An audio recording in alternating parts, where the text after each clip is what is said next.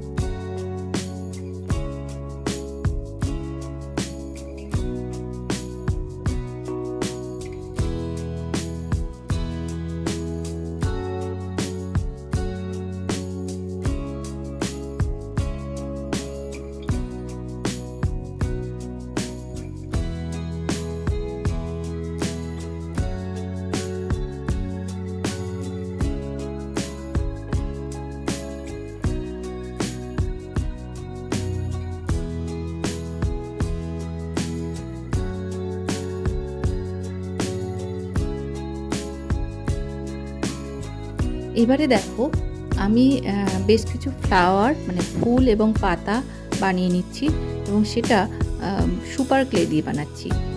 Super clay দিয়ে কাজ করাটা অনেক বেশি সহজ। যারা প্রথম কাজ করতে চাও ক্লে দিয়ে, তারা অবশ্যই সুপার ক্লেটাকে ব্যবহার করে দেখতে পারো। এটা কাজ করা অনেক সহজ এবং ইজিলি অ্যাভেলেবেল।